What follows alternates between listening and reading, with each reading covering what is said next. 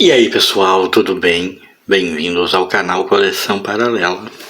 Sou o Rodrigo e este é o Fantasmagórico Mestre do Terror. Fantasmagórico, agora eu me puxei, acho que nem o Mestre do Terror curtiu essa. E esse é um vídeo para falar das revistas Vertigo da Panini. A saudosa publicação da Panini, ou nem tão saudosa assim. Porque na verdade o objetivo desse vídeo é fazer um comentário sobre a experiência que às vezes a gente tem enquanto leitor, que nos torna um tanto órfãos de determinado formato e nos deixa, sei lá, meio retrógrados às vezes, faz com que a gente talvez não consiga apreciar de todo o que nos chega à mão. Eu já fiz um vídeo aqui no canal falando da revista Vertigo, na qual eu foquei principalmente naquela publicação que era da editora Abril, aquela com lombadinha quadrada e tal, que era muito centrada, muito focada principalmente em histórias do Constantine, do Tim Hunter, do Sandman da era clássica, né? Histórias com uma pegada muito pesada, muito adulta.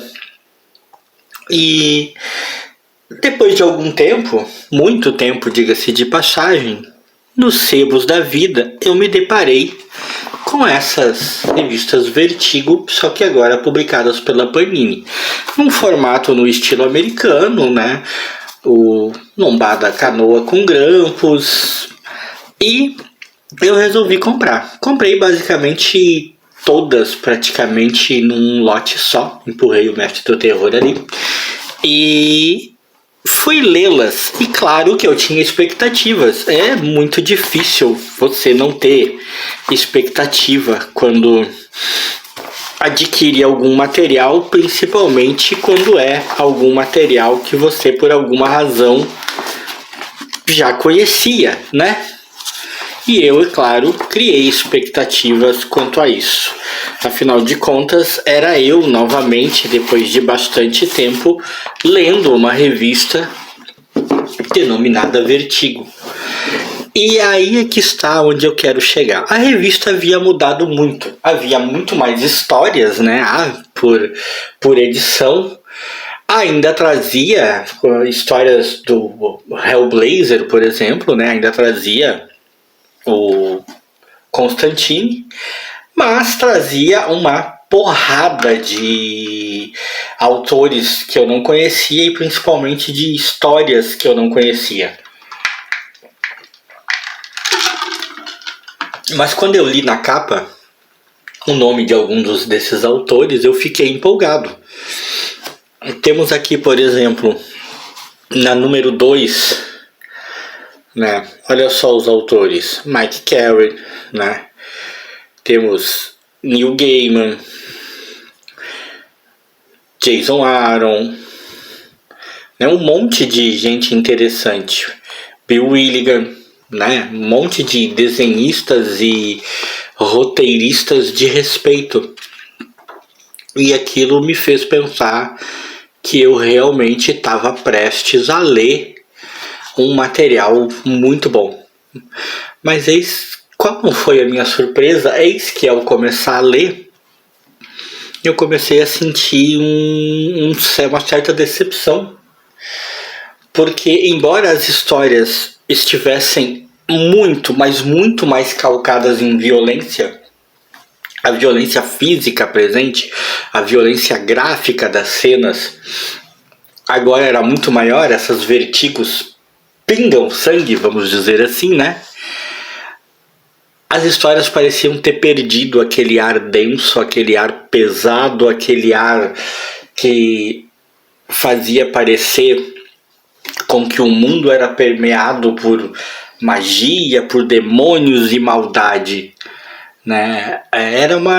As histórias pareciam histórias de violência gratuita. Embora eu tenha lido todas elas e não tenha me desagradado de 100% de tudo, né? Mesmo as histórias do Constantine, que eu gostava tanto, algumas delas aqui, a maioria, na verdade, aqui segue essa linha dessa coisa mais violenta. Eu me senti decepcionado e guardei elas, deixei lá por um tempo. Algum tempo depois, me deparei com elas e resolvi pegar uma para ler de novo. E eis que eu fui ler de novo e descobri que as histórias estavam mais agradáveis ao meu paladar de leitor. O que mudou? Tinha alguns anos de diferença entre a primeira vez que eu li e a segunda vez, né? Bastante tempo, na verdade, muito tempo.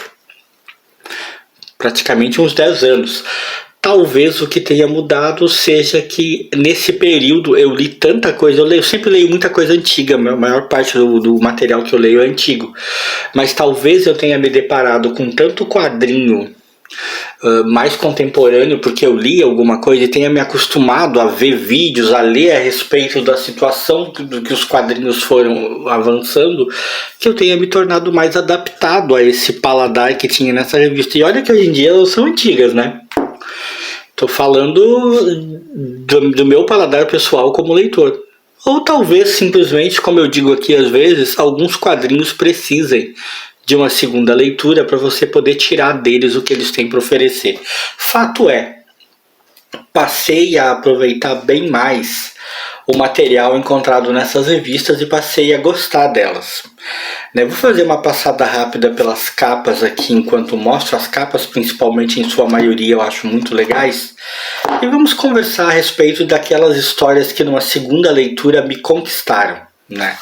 Eu disse aqui, eu tenho a Hellblazer, a Vertigo número 2, trazia Hellblazer, Vikings, Scalpo, né? Sandman apresenta a Tessalíada e Lugar Nenhum do Neil Gaiman aqui, né?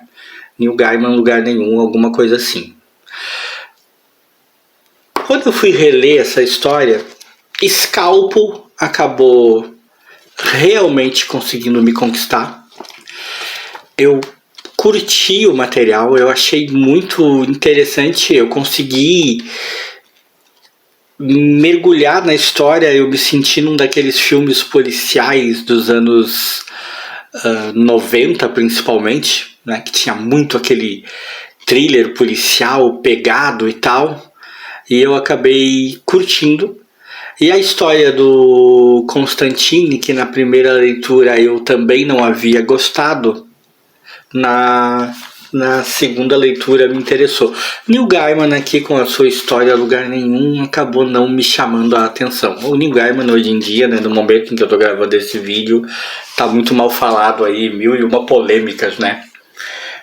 O cara andou sendo acusado de um monte de coisa e tem gente que fala em jogar a obra dele fora, que não quer mais nada dele. Cara, eu vou tardiamente, porque esse vídeo vai sair lá em fevereiro, mas aqui eu vou dizer assim, ó. Pra mim é bem simples, o cara é bandido, o cara é mau caráter, o cara fez coisa errada, tem que ser processado e punido e vai pra cadeia e é isso aí. Mas uma coisa é o cara, outra coisa é a obra dele. Na vida sempre o importante foi a história, nunca o narrador, né?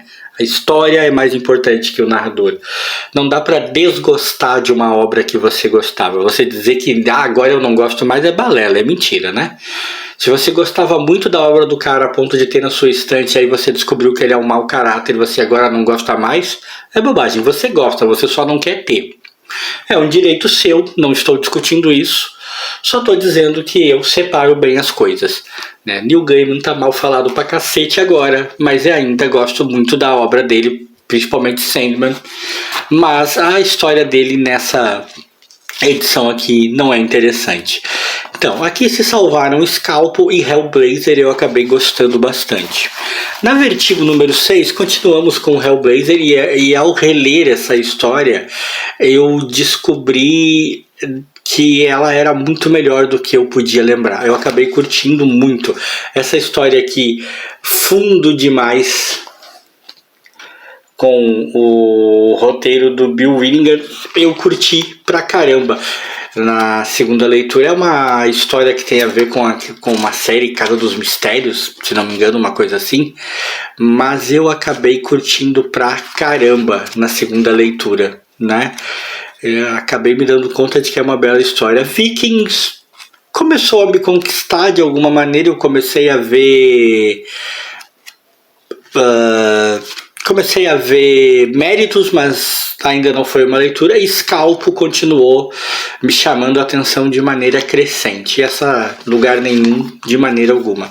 E as capas maravilhosas, né? Gosto demais dessas capas. Essa capa aqui pra mim é uma das minhas prediletas, né? Lugar nenhum continua sendo uma péssima obra pra mim.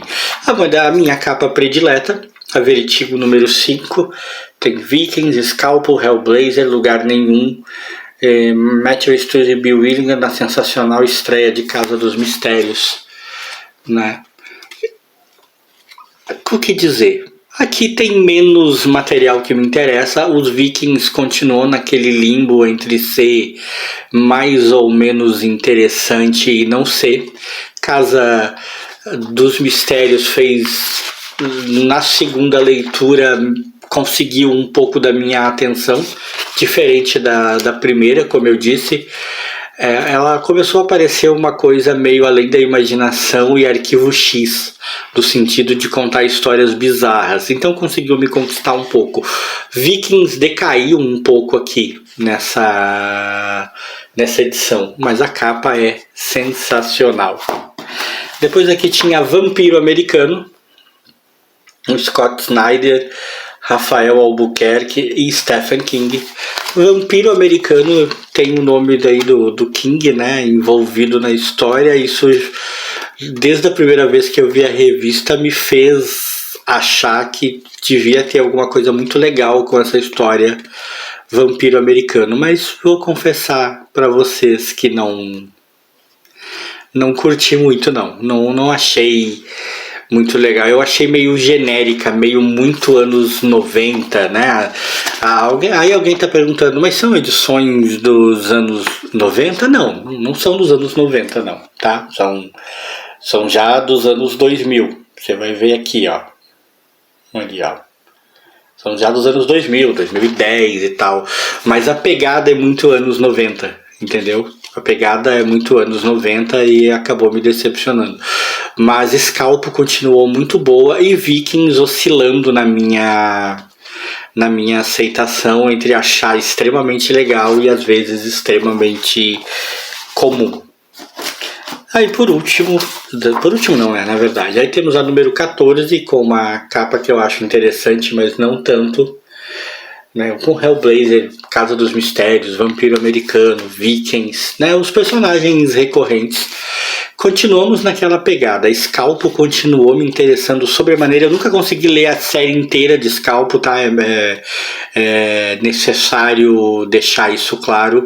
Mas continuou me interessando sobremaneira. Só melhorou. É incrível como essa história mudou muito pra mim na segunda leitura. E os Vikings apresentou nessa edição aqui aquela que pra mim é a melhor história, que é essa aqui. É a melhor história de todas, na minha opinião, que eu li, né? Com o roteiro do Brian Wood e a arte do Ryan Kelly. Eu curti pra caramba. O resto, naquela pegada que eu já falei. Vampiro Americano não continua não me interessando muito. E Hellblazer, a história dessa edição é bastante esquecível. E aí, agora sim, por último, a número 20. Trazia Vikings, Scalpo, Hellblazer, Casa dos Mistérios, Vampiro Americano, toda aquela pegada. A Casa dos Mistérios, naquela coisa, como eu falei, de contar histórias bizarras envolvendo quem estava lá dentro. Também ainda oscilando entre parecer uma mistura de Além da Imaginação e Arquivo X dos anos 90 e de vez em quando com historinhas boas. Vampiro Americano, e não é o caso da história dessa edição aqui. Vampiro Americano totalmente esquecível. É triste que tenha tido o nome do King envolvido nisso, porque eu achei esquecível. Lembre-se, falo por mim apenas, né? Minha opinião. E Scalpo mantendo totalmente a minha atenção. Vikings, uma história genérica. E a melhor história do Constantine que eu li vem nessa última aqui, que é a última que eu tinha. Mas enfim, né? Notaram que eu passei rapidinho, fiz comentários rápidos, mostrei pouco de dentro das revistas. Porque, enfim, aonde eu quero chegar com esse vídeo? Quero chegar exatamente na questão que eu falei. O que me parece que aconteceu entre a minha transição da Vertigo antiga que eu comprei lá na época da Abril para essa da Panini é que eu, como leitor mais conservador, como leitor velho, acostumado àquele material lá, eu acho que eu tive dificuldade de simplesmente entender que os tempos mudaram e que a dinâmica dos roteiros mudaram. Isso me obriga a aceitar a nova maneira, a nova abordagem das coisas? Isso me obriga a achar legal? Não, claro que não. Até porque já estamos falando de coisas datadas, né? Isso é de 2010, já estamos em 2025. Né? Não me obriga. Mas ao ler pela segunda vez, ao fazer aquilo que eu sempre faço, eu sempre falo aqui, dar uma chance pela uma segunda vez para ler, eu acabei descobrindo que nada era tão ruim como me pareceu a princípio. Então, muitas vezes, se entregar àquele conservadorismo padrão, aquela coisa de não tem mais nada bom dos anos 80 para cá, por vezes realmente pode nos privar de alguma coisa. Mas o problema tem sido, né, para mim e para algumas pessoas como eu sei disso, para um bom número, né, o problema tem sido não ser radical, né, a questão é essa. É conseguir realmente olhar para o que está sendo publicado hoje e ignorar essa quantidade gigantesca de republicação, que a desculpa dos caras é que o que vale a pena comprar é porque agora é material de luxo, capa dura, papel não sei o que, e porque vem com histórias que não tem, que tem, sei lá, 3, 4, 5, 6 páginas a mais que não foram publicadas na época da Abril. E isso é o suficiente para eles colocar na capa 80 conto. Né, 150 conto, sei lá, cobrar uma fortuna porque o papel é bom, porque a capa é boa e tem umas páginas que você não leu lá na época da Abril. Essa é a razão para te arrancar o rim numa revista dessas, né, numa publicação dessas, que eu me recuso terminantemente a comprar. E é difícil, é exatamente por isso que é difícil. É difícil separar o joio do trigo para leitores da minha geração. É difícil entender o que sai hoje em dia de original, que não é esse monte de republicação, esse monte de saga disso, saga daquilo, que é só um monte de republicação, né, do material contemporâneo atual, que ainda é bom. Né? Muitas vezes a gente já está tão chateado com a maneira, com o caminho que as coisas andaram, que a gente já nem quer tentar. A gente já tem a predisposição a achar que aquilo ali vai ser chato. E infelizmente eu vou confessar que em uma gigantesca parte das vezes a gente tá certo, é chato. Mas ainda dá para ler algumas coisas, né? Isso, há mais de 12 anos atrás, quando eu comprei, passei esse processo. Na primeira leitura achei bem ruim. Na segunda leitura, tanto tempo depois, acabei vendo que não era tanto assim. Eu tenho me esforçado para tentar dar uma chance para materiais mais contemporâneos, para ler materiais mais atuais e tentar dar uma chance para eles de achar bom, de acompanhar. Como eu disse, excetuando esse monte de saga disso, saga daquilo outro, que é só um monte de republicação. Republicações eu não quero. Se for para comprar um quadrinho que saiu nos anos 90, não me interessa que tá meio mutilado, que falta isso, que falta aquilo, que o papel não é qualidade. Eu prefiro comprar então o quadrinho lá dos anos 80, dos anos 90, no formatinho da Abril, que me traz muito mais nostalgia, eu acho muito mais gostoso e é muito mais barato, né? Mesmo com todas as supostas vantagens das republicações de hoje em dia. Mas, pro colecionador mais antigão, pro colecionador velho, não ser radical é um esforço enorme. Eu acho que era essa a pauta que eu queria levantar aqui. Essas edições da Vertigo, da Panini, há tanto tempo atrás, e chega a ser um pouco antagônico que eu esteja falando sobre isso, sobre tentar dar uma chance para publicações mais contemporâneas, mas já estou falando de um quadrinho com mais de 10 anos, estou mostrando um quadrinho com mais de 10 anos, mas é que a essência que eu estou querendo passar é essa. É preciso sim dar uma chance para o mais contemporâneo. Eu acompanho alguns canais que trabalham com essa linha do material atual, tipo o meu amigo Cássio, ele mostra muita coisa da atualidade, não é só ou material mais antigo, muita coisa mais atual que está saindo, principalmente no mercado nacional. O Cássio mostra. Fandom Prime é um canal que eu acompanho bastante, muito material atual aparece lá, muita coisa que saiu nos últimos tempos, dos anos 2000 para frente. Né? Para mim, eu vou até o ano 2000, 2005 no máximo, né? E o Fandom Prime mostra muito material atual. Eu tenho visto e tenho ficado curioso para muitas vezes dar alguma chance para alguns desses materiais quando eu assisto esses canais. E vou tentar me esforçar para em um caso ou outro, quando eu achar que vale muito a pena arriscar, eu arriscar. Mas a balança é difícil, gente. É complicado dar essa chance, é complicado não ser radical quando o que você vê é esse universo em que parece que tem mais importância a capa dura e o papel bonito do que a qualidade da história. E é isso que eu queria dizer. Tô doido para ver as opiniões de vocês aí nos comentários. Comentem aí, me digam o que vocês acham, como vocês encaram o quadrinho antigo, o quadrinho atual. Se você é da minha geração, é um cara mais velho, como é que você tá fazendo essa transição, se é que tá fazendo. Se gostou desse vídeo, like pra mim e pro Mestre do Terror.